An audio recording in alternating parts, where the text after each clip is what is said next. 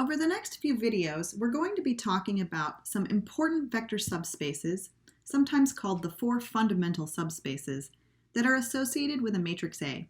In this video, we're going to talk about two of them, the row space and the column space. So let's start with the definition. If you have an M by N matrix, there's no need for it to be square. The row space of the matrix A is the vector space spanned by the row vectors, and the column space of A is the vector space that is spanned by the column vectors of A.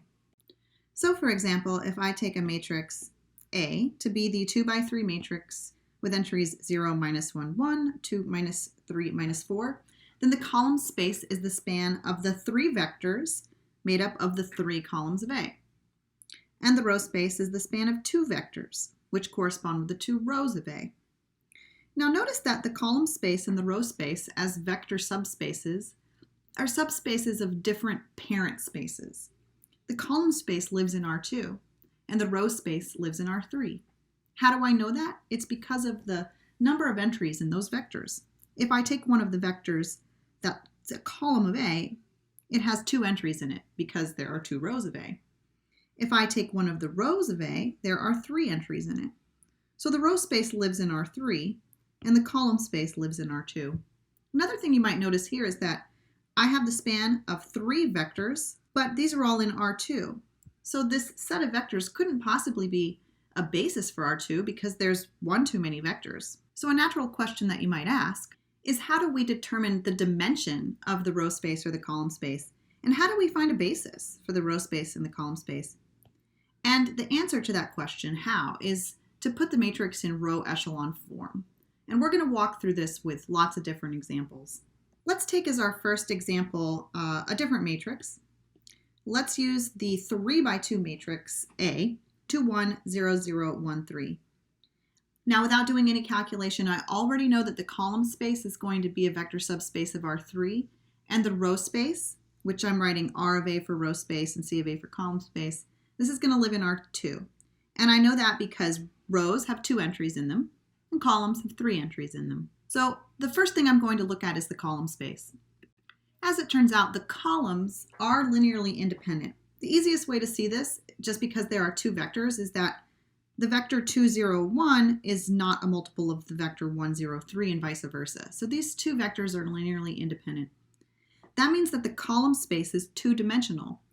These 2 vectors by definition span the column space. The column space is the set of all linear combinations of the columns. And because they're independent of each other, that means these 2 form a basis for the column space. Because the basis has 2 vectors in it, it's 2-dimensional. So the column space is a 2-dimensional subspace of R3.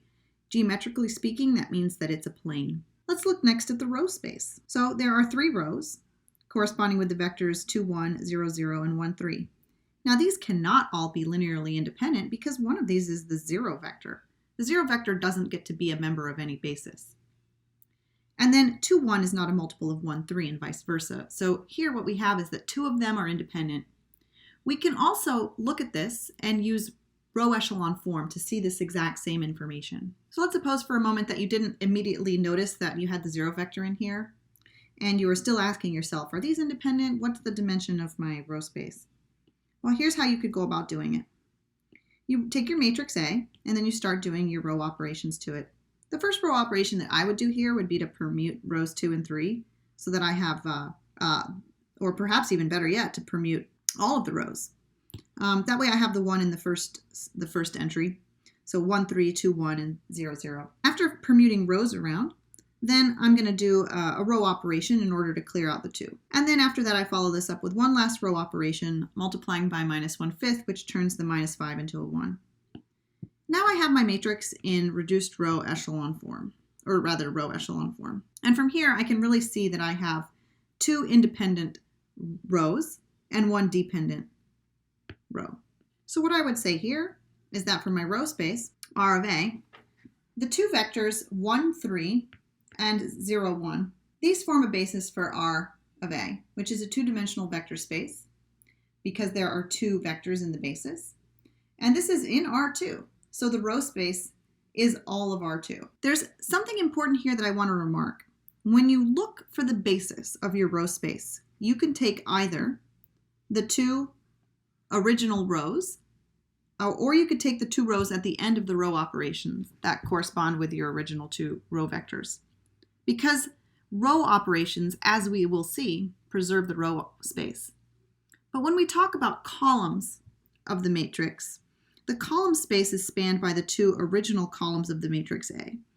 We didn't do any row operations when we determined that these columns were linearly independent, but had we used row operations to reduce the matrix and analyze it, when we got around to writing down the basis for the column space, we would need to go back to the original matrix and write down the first and second columns, as it were. This is something I'm going to bring up again and again with the different examples that we do, and it'll become more apparent when we have a more complicated example.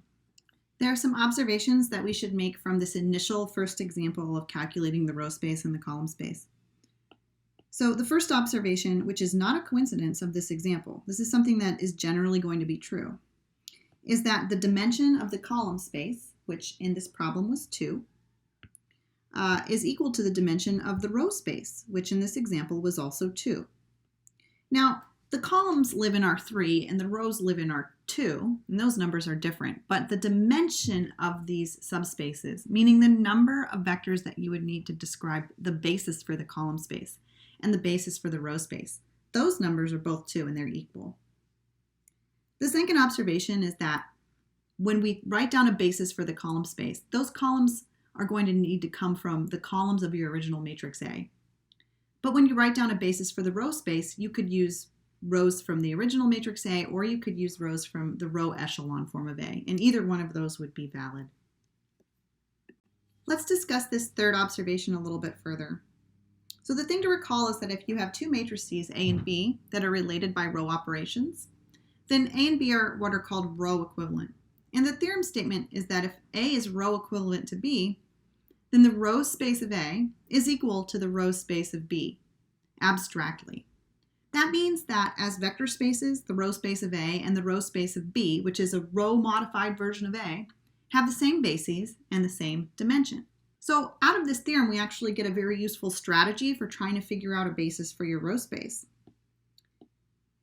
So the strategy is take your matrix A, and initially your matrix might look kind of complicated. It may not be apparent which rows are linear combinations of which other rows, but take your matrix and transform it with row operations into a matrix B, which is in row echelon form or reduced row echelon form. From B, you can see what the independent vectors are. The independent vectors that you're staring at in B can be taken as a basis for the row space of A, the matrix that you started with. Let's see this playing out in a specific example. So we might start with the matrix A, which is pretty complicated. This matrix A that I have written over here on the left. So initially, it may be completely unclear how many of these rows are independent and which of them make the basis.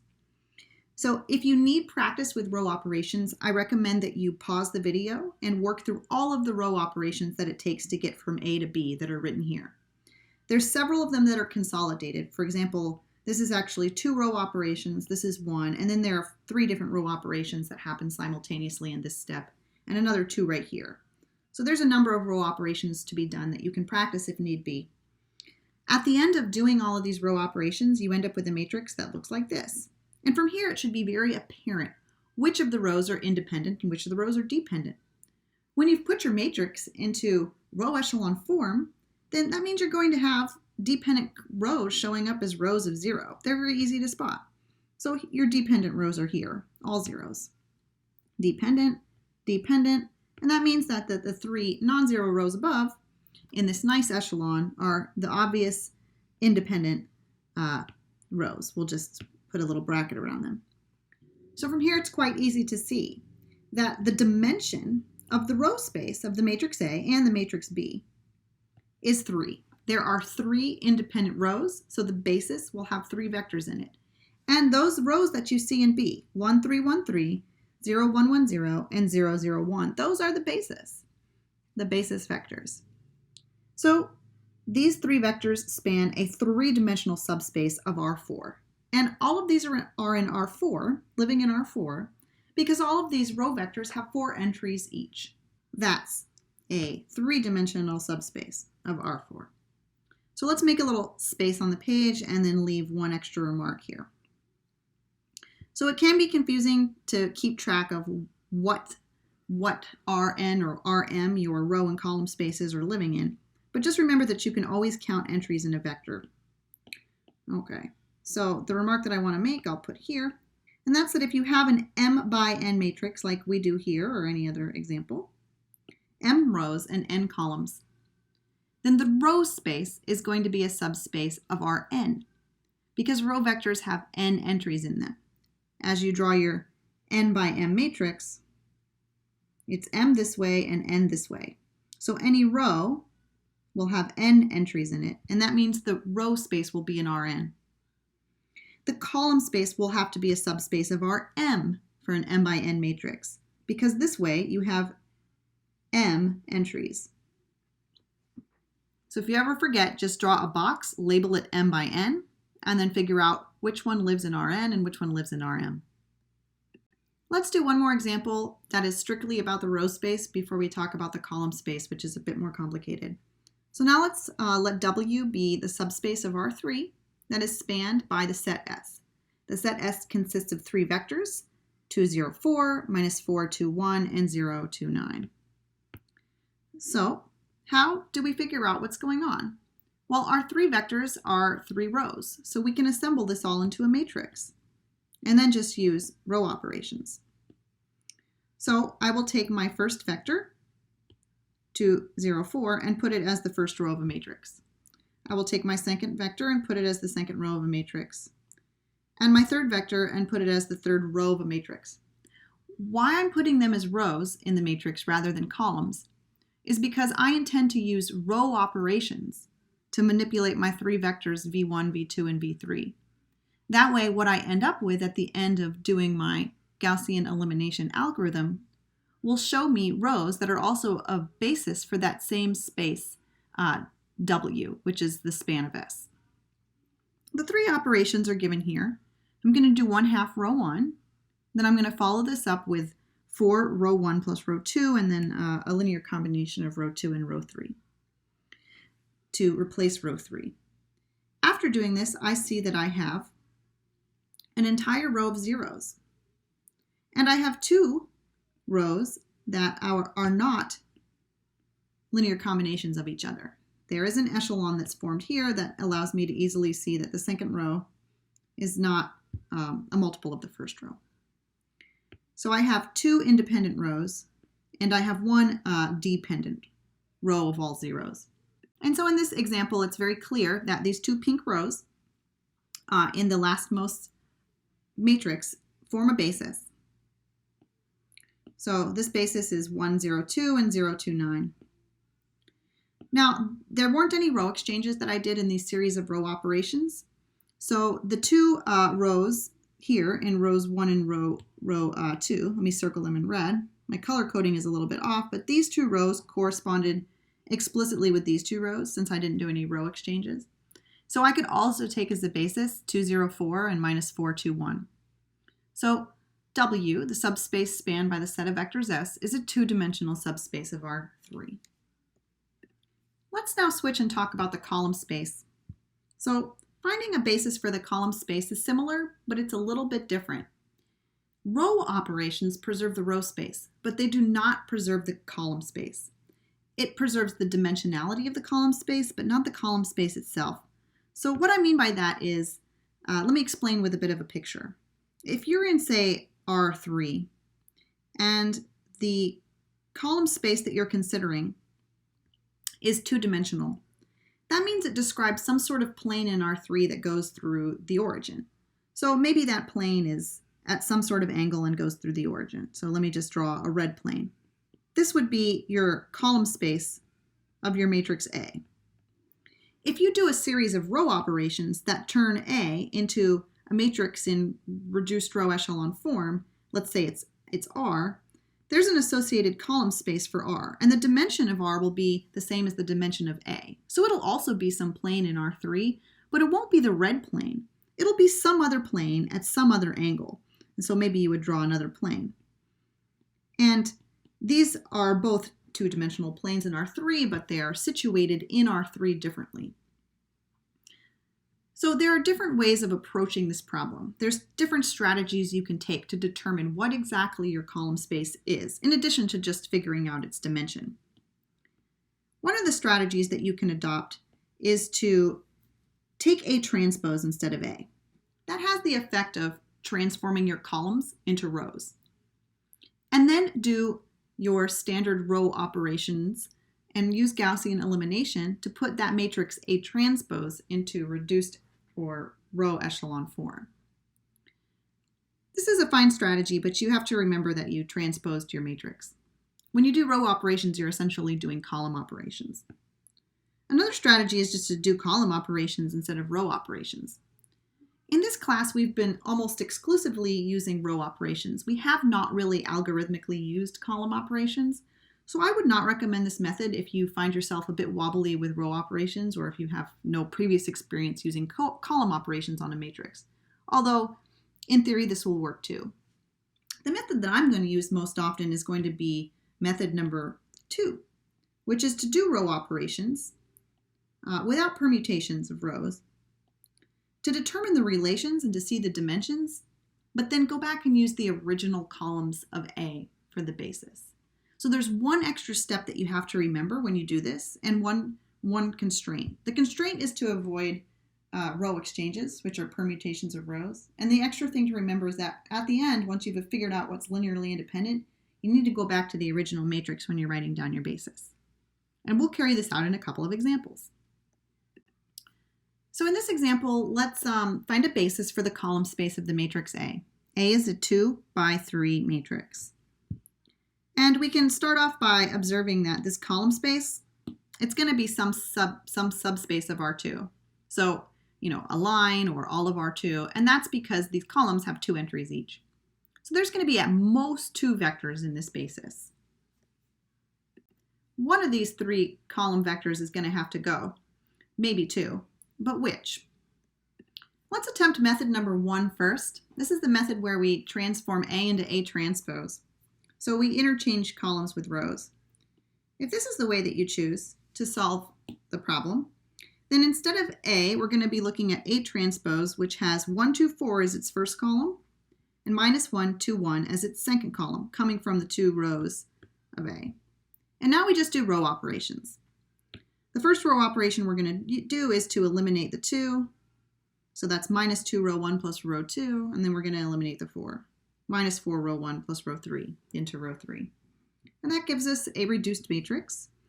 We can also divide the second row by 4 and then use that row, which will become 0, 1 in the intermediary step, which is not written down, and then do minus 5 row 2 plus row 5 to get a row of zeros.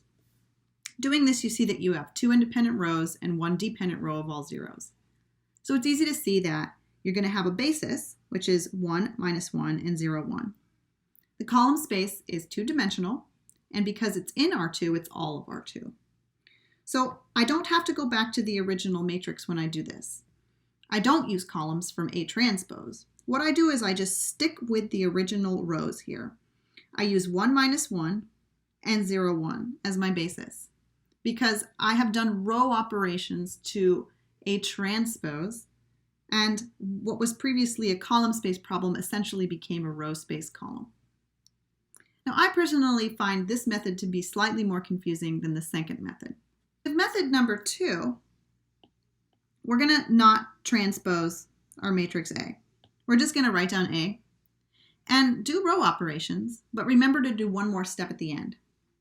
So I only have 2 rows to work with, and the row operation that I do here is different. I'm going to add row 1 and row 2 together, and that transforms row 2 into 0, 4, 5. And then I divide by 4.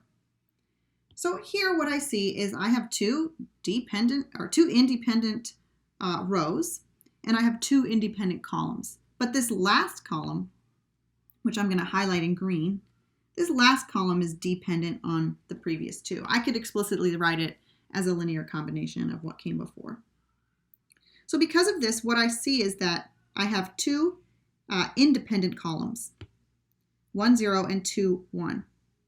But these are not a basis for the column space. I have to remember one more step, and that one more step is to go back to my original matrix and I look at the corresponding columns, there was no rearranging of columns in this procedure. So I look back at column number 1 and column number 2 in my original matrix A, which are highlighted in blue. These two columns form the basis for my column space.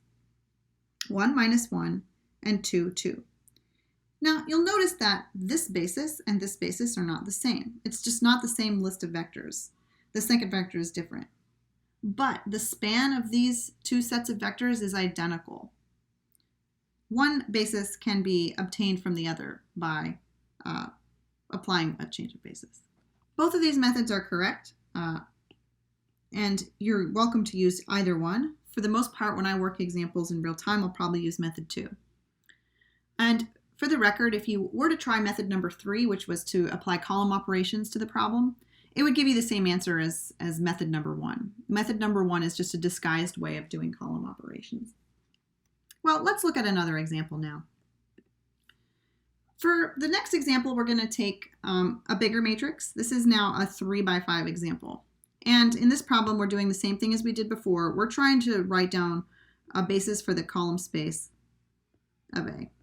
We want to know its dimension, and we want to write down an explicit basis. So I'm going to do this with method number 2, meaning I'm going to do row operations even though I'm trying to figure out the column space. And then at the end of the calculation, I'm going to go back and extract the original columns from my matrix. So there's not a lot of row operations to do. The nice thing about having a kind of short, long matrix is there's only a few row operations.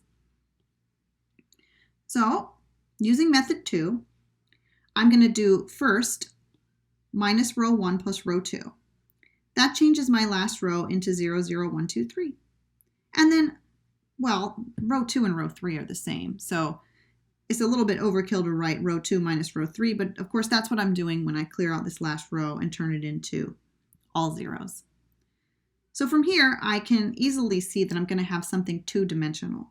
The number of independent columns is equal to the number of independent rows, which is clearly 2. But I do have to pin down which two columns are independent. And it is the two that are highlighted in blue, here and here. If you look at column 2, it is clearly a multiple of column 1. Column 2 is equal to 2 times column 1. And columns 4 and 5 are linear combinations of columns 1 and 2. If I put this matrix in reduced row echelon form instead of just row echelon form, I could write down what that exact relationship was. So I'll write here, just for now, that columns 4 and 5 are also dependent. I have 2 independent column vectors, and now what I must do is go back to my original matrix, and I'm going to go to the same spots. I'm going to go to spots 1 and spots 2, and I'm going to take these 2 columns. These are what are going to form a basis for my column space of my matrix A. So allow me to reiterate that the basis for the column space of A is given by the 2 vectors 1, 1, 0 and 2, 3, 1. It's not given by the 2 vectors 1, 0, 0 and 2, 1, 0. Well, how do I know it's not given by these other 2? Well, I can give you a counterexample. Perhaps the easiest thing to do is to look at the vector 2, 3, 1. Okay, that's this vector here. 2, 3, 1 is a literal column of A, so of course it's in the column space of A. But could you make 2, 3, 1 out of these 2 vectors? No, you cannot. 2, 3, 1 has a 1 in the last entry, but these vectors have zeros in the last entry. There's just no linear combination of them that's ever going to turn those zeros into a 1. If you'd like to see another counterexample, then you could take 6, 9, 3. This is also clearly in the column space. You just multiply the green vector by 3. And this as well cannot be written in as any linear combination of 1, 0, 0 and 2, 1, 0. So you really do have to go back to the vectors that belong to the original matrix A when you're using row operations to determine a basis for the column space of A. The last thing we're going to mention in this video is the useful fact that the dimension of the row space and the dimension of the column space are the same. We mentioned this a few minutes ago, but I'd like to reiterate this. So even if you have a non-square matrix, something that's m by n, where m is not equal to n, the column space is going to live in Rm and the row space will live in Rn, but their dimensions will be the same. The word for this is the rank. The rank of a matrix is the dimension of either the column space or the row space, since those numbers are the same. And the notion here is that there's sort of a square invertible matrix that lives inside your generic m by n matrix A, and the size of that core invertible matrix is r by r, where r is the dimension of the column space or the row space, and naturally is going to be less than or equal to the minimum of the dimensions of A. So this is a useful fact, and we'll be revisiting it again and again.